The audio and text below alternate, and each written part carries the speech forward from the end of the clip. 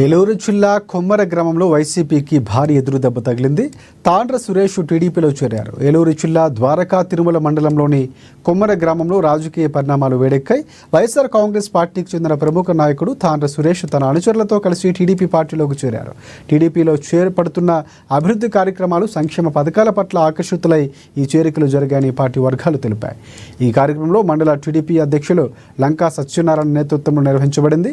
ఈ సందర్భంగా గోపాలపురం నియోజకవర్గ శాసనసభ్యులు మద్దిపాటి వెంకటరాజు కొత్తగా పార్టీలోకి చేరిన నాయకులకు పార్టీ కండువాలు కప్పి వారిని స్వాగతించారు.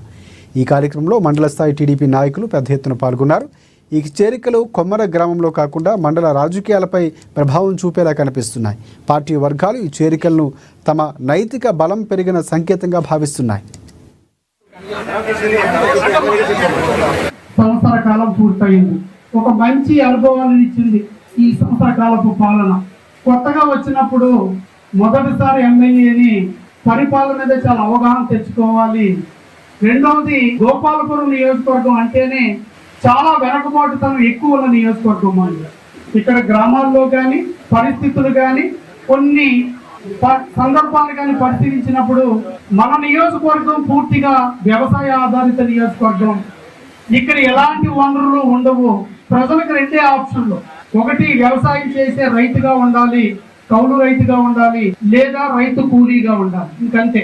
ఇక్కడ ఏమి పరిశ్రమలు లేవు, అవకాశాలు లేవు. నియోజకవర్గానికి ఆదాయ వనరులు సమకూర్చడానికి పరిశ్రమలు లేవు. పరిశ్రమలు ఉంటే ఇక్కడ ఉండే యువకులకు కూడా ఉపాధి కల్పన జరుగుతుంది.